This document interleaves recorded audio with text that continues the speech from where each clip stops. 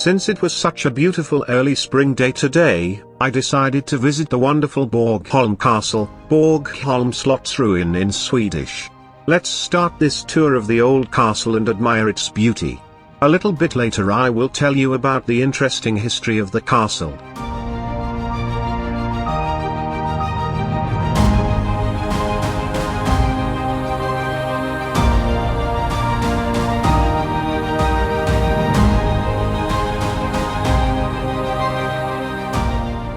A little bit south of this castle, is the summer residence of the Swedish royal family, called Solliden Palace, Solliden Slott in Swedish. Unfortunately, due to the palace being a restricted area, I'm not allowed to film it, but I can show you a photo. It's a very beautiful palace and it is set in a wonderful park that is open to the public. Let's get back to our main story, which is Borgholm Castle.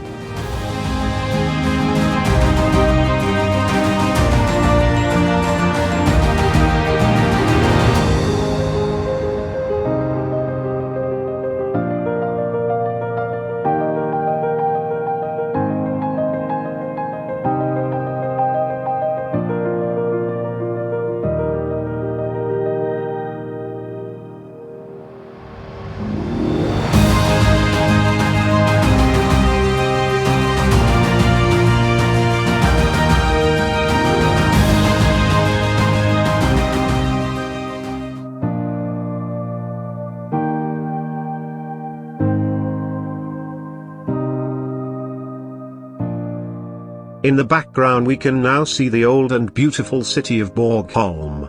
It is an old town that was important already during the Viking Age, and the oldest name of the city is from the 8th century, even though it was officially formed in 1816.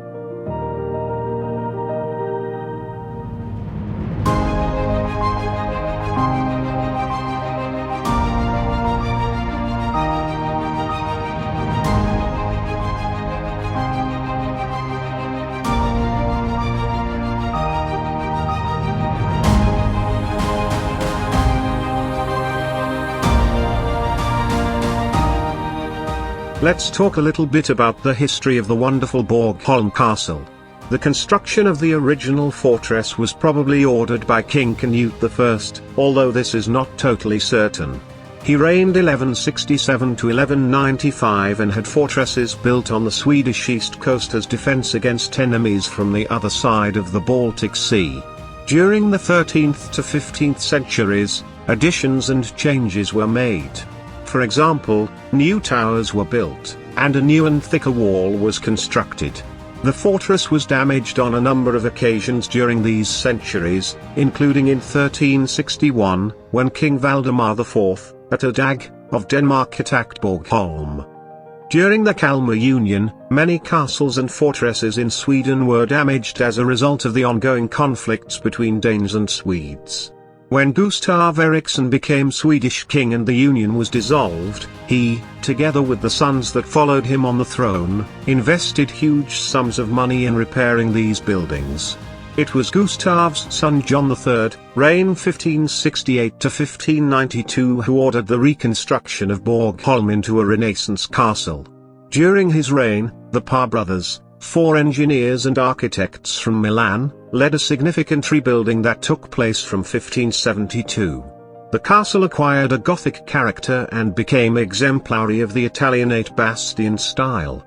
Some decades later, Sweden and Denmark fought each other in the Kalmar War. Borgholm Castle first, in 1611, surrendered to the Danish side, but was reconquered by the Swedish side later the same year. The following year, after a siege of 2 weeks, the commander of the Swedish defense, Peter Michelsen Hammarskjöld, had to surrender. In accordance with the treaty that followed the war, the Treaty of Ned, Borgholm was handed back to the Swedish. The castle was in a bad shape after the war and it took until 1654 before a restoration and reconstruction would begin. This time, the castle was to be turned into a Baroque palace. Charles X Gustav was the king who ordered this, and Nicodemus Tessin the Elder was the architect engaged to fulfill the king's wishes.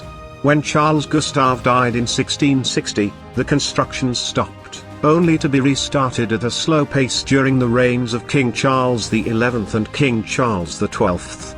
In 1709, the construction was finally completed. For 100 years, the palace was left to fall into decay. On the 14th of October 1806, the castle was turned into a ruin by a fire that started in the roof of the north wing. The castle of today is the ruins of the 17th century Baroque palace Charles X Gustav had constructed. It is state-owned and managed by the National Property Board of Sweden, in Swedish, Statens Fastighetsverk. It is open for visitors and houses a museum.